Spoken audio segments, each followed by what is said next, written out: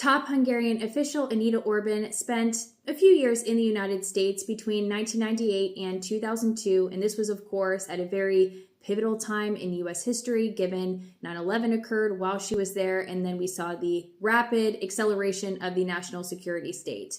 So I was very curious as to what exactly Anita Orbán was doing in the United States during this time.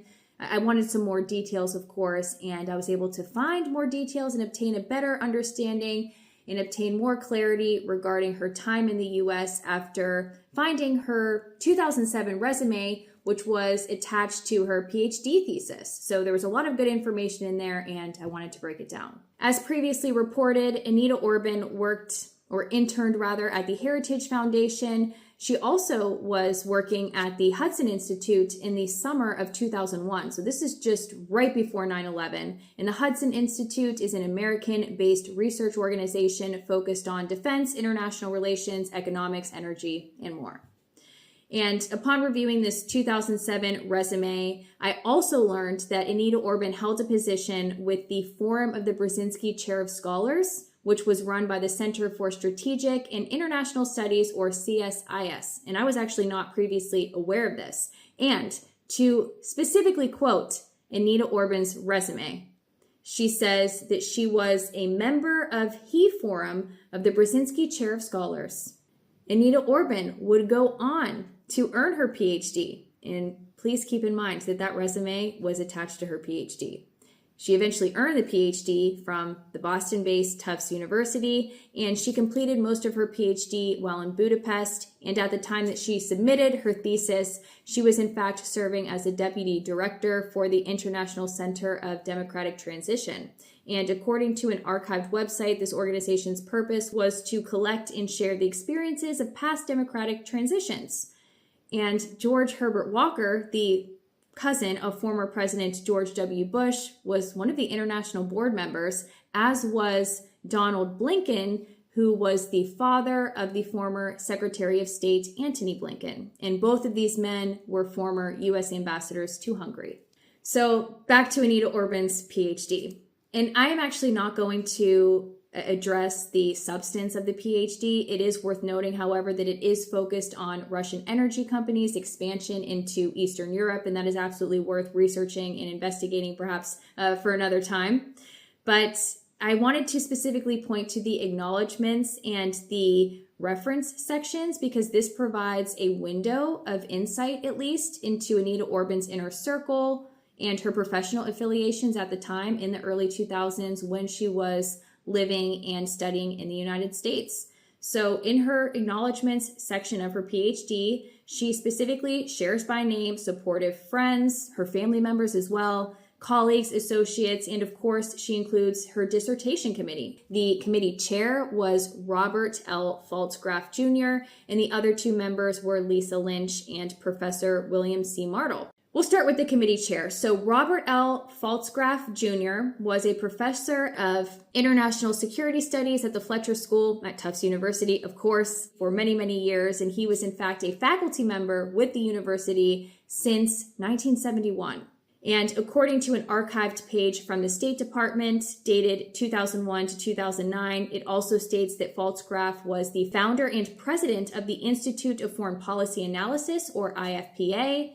And according to the website, the IFPA is an independent organization that conducts research, prepares policy briefings, and organizes conferences and seminars in the U.S. and internationally. The page also states that the IFPA undertakes studies on a broad range of issues, including proliferation, countering weapons of mass destruction, the future of alliances, security cooperation, national security strategy, military modernization and transformation, and homeland security. You get it. Also, it goes on to list Robert Pfaltzgraf's areas of specialty, very similar to what I had just mentioned.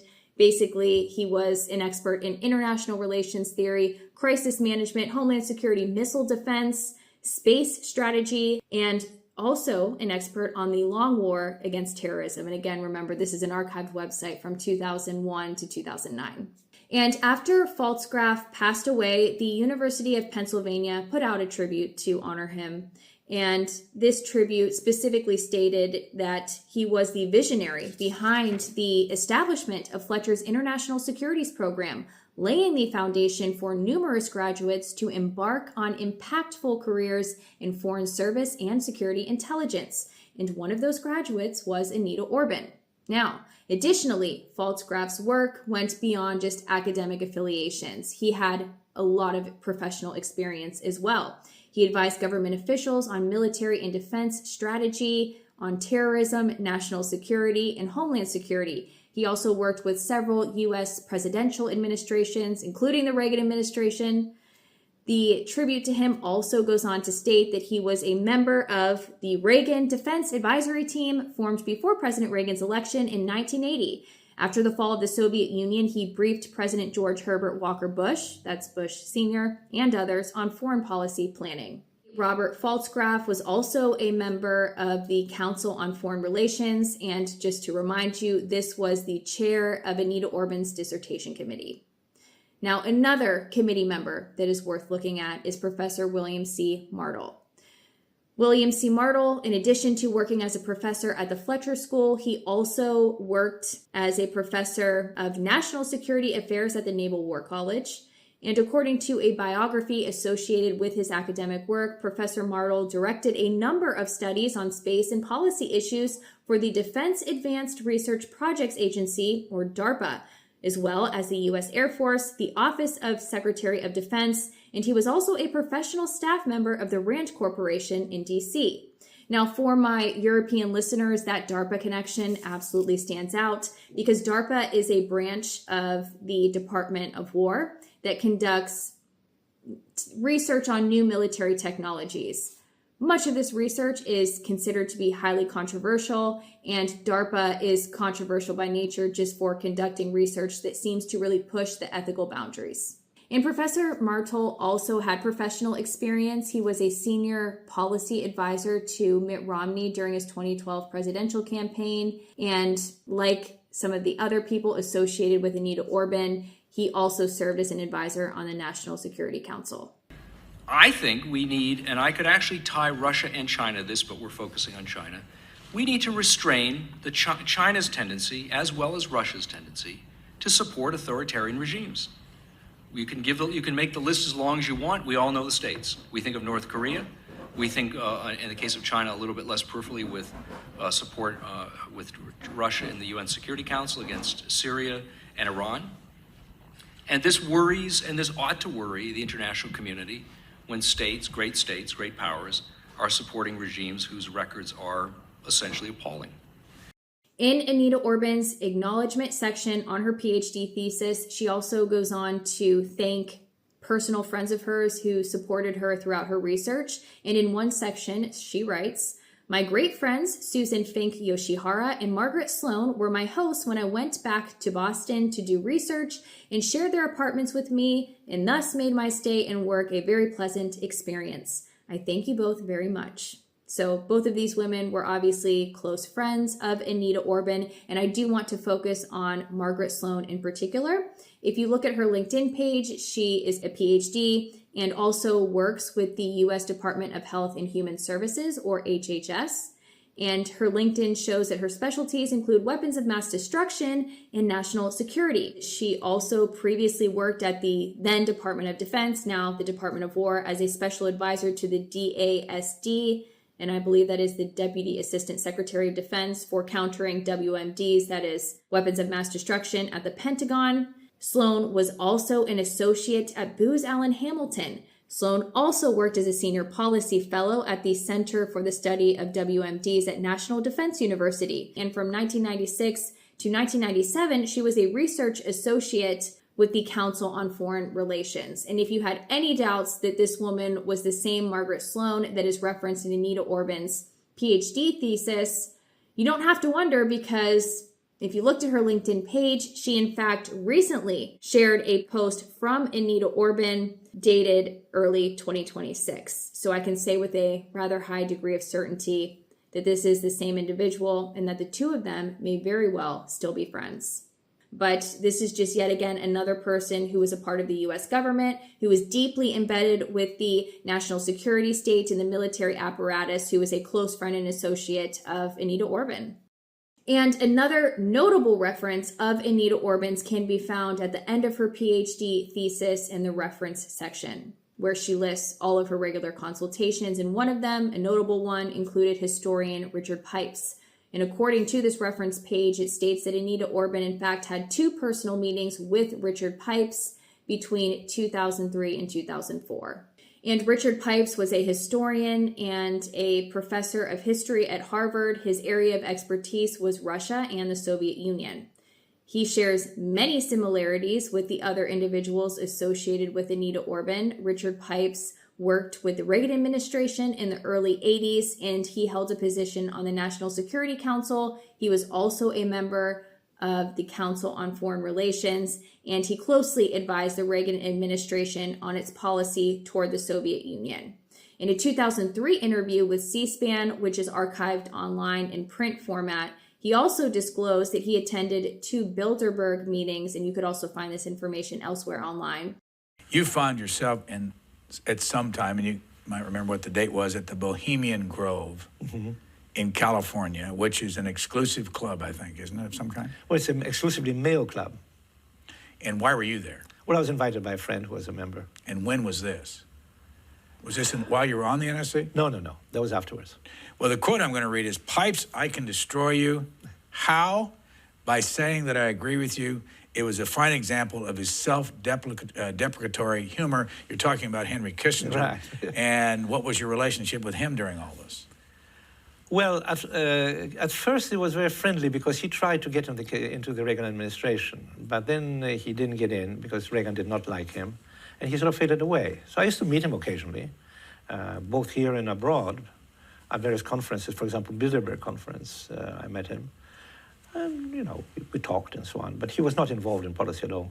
Most notably, however, in 1976, Richard Pipes led Team B. And Team B was a group of analysts and military experts who were convened at the direction of then director of the CIA, George Bush Sr. And the purpose of this group was to assess the CIA's 1975 National Intelligence Estimate on the Soviet strategic objectives. The argument of Team B was that the Soviet leadership does not share the mutual assured destruction doctrine, that they believe in fighting and winning a nuclear war. And that's, of course, been confirmed ever since in various ways. We now know for sure. And that did impress him. And that is why he wanted so much to build up America's military resources. The CIA people, generally graduates of American colleges and universities, had great difficulty understanding the Soviet mindset. They assume that basically we're all the same, and they think pretty much the same we do. And my argument was, and I had the great difficulty persuading them of it. I even had the difficulty persuading the president of that the Russians think differently.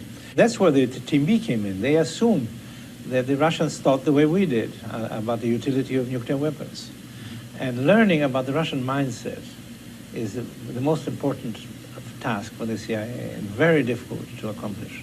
And speaking very generally, the Team B report, their final conclusion was that the CIA had underassessed and underestimated the threat of the Soviet Union at the time.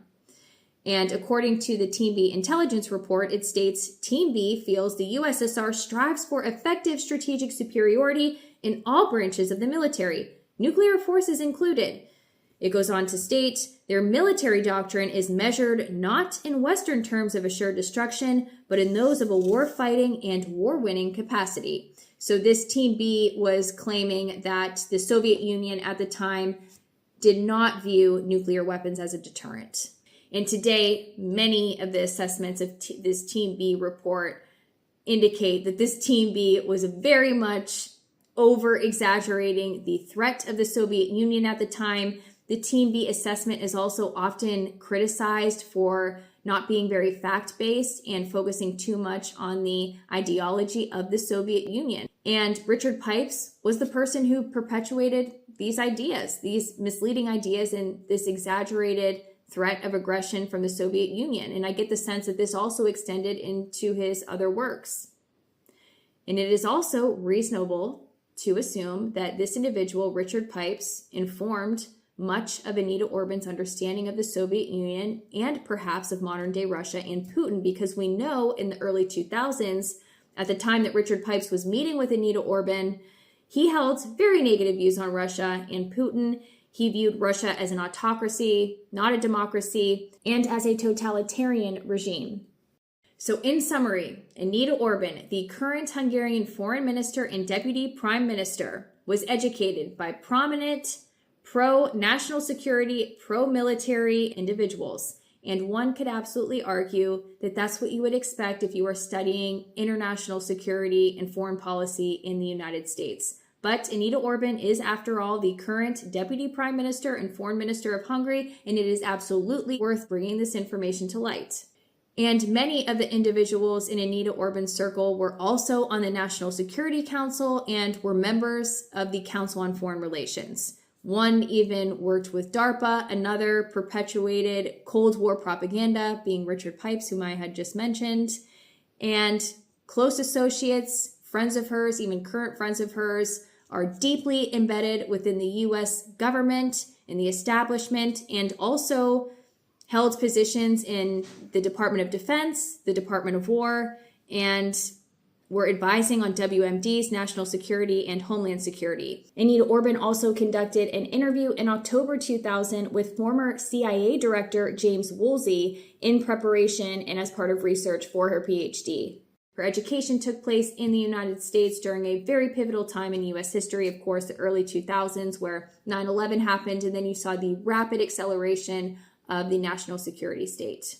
And while I have to acknowledge, of course, that Anita Orban is not a mirror of every single person in her circles at the time, and that she probably does not necessarily agree with every single position that each of these individuals has, these associations indicate a common pattern, and these associations are absolutely a reflection of Anita Orban.